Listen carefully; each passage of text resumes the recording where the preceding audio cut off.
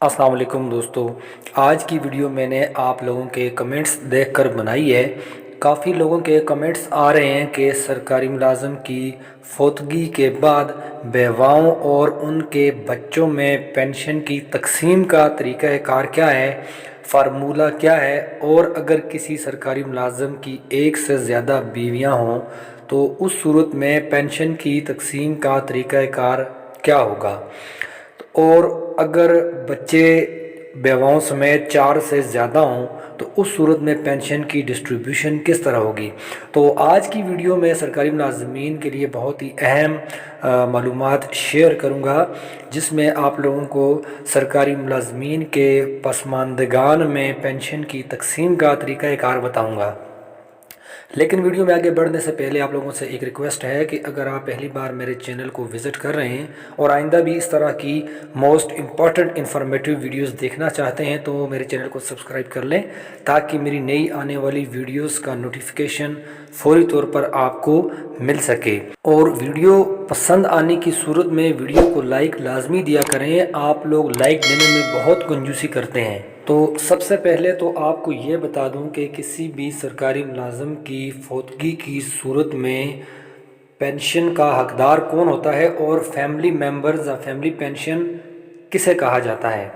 तो पहली तरजीह तो ये होती है कि जब सरकारी मुलाज़म फौत हो जाता है तो उसकी जो वाइफ होती है उसको सारी ज़िंदगी लाइफ टाइम या फिर जब तक वो दूसरा निकाह नहीं कर लेती उस वक्त तक पेंशन मिलती रहती है। और अगर किसी मुलाज़म की एक से ज़्यादा बीवियां हों और उनके बच्चों और बीवियों समेत 4 से ज़्यादा तादाद अफराद की ना हो तो उस सूरत में जो पेंशन है, फैमिली पेंशन है, वो इक्वली डिस्ट्रीब्यूट होती है, बराबरी की बुनियाद पर तकसीम होती है। लेकिन अगर पसमानदगान की तादाद 4 से ज़ायद हो तो उस सूरत में हर बेवा को फैमिली पेंशन का 1/4 हिस्सा मिलेगा और बाकी मानदा पेंशन अगर कोई रहती है तो बच्चों में बराबर तकसीम हो जाएगी। अब यहाँ पर फार्मूले की बात करते हैं कि 1/4 फार्मूला क्या है। तो डिस्ट्रीब्यूशन फार्मूले की जानब बढ़ने से पहले आप लोग एक चीज़ जहन में रखें कि सरकारी मुलाज़म की जो औलाद होती है उसमें बेटे सिर्फ 21 साल की उम्र तक ही पेंशन वसूल कर सकते हैं।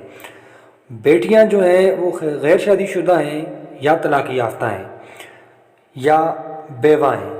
बेटियां ताहयात या निकाह सानी यानी दूसरे निकाह यानी जब वो बेवा हो जाएं और फिर दूसरा निकाह करने लगें तो उस वक्त तक बराबरी की बुनियाद पर वो पेंशन वसूल कर सकती हैं।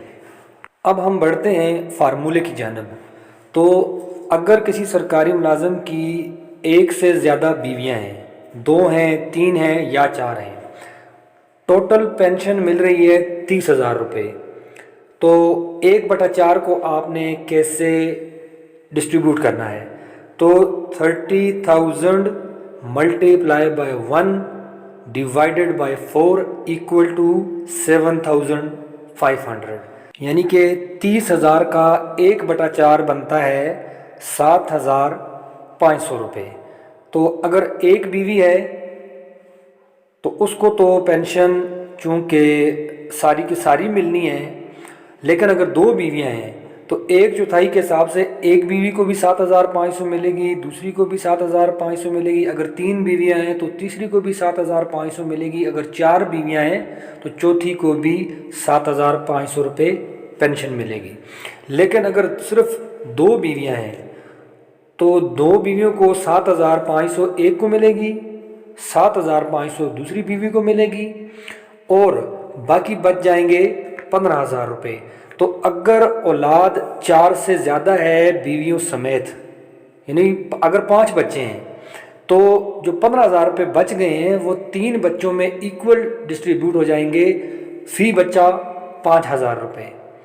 तो ये आपको मैंने स्क्रीन पर एक कैलकुलेशन करके भी दिखाई है, लेकिन ये कैलकुलेशन उसी सूरत में काबिल अमल है कि जब किसी सरकारी मुलाज़म की एक से ज़्यादा बीवियां हों और बच्चों समेत तादाद जो है वो 4 से ज़्यादा हो, तो तब जाकर ये 1/4 वाला फार्मूला अप्लाई होगा।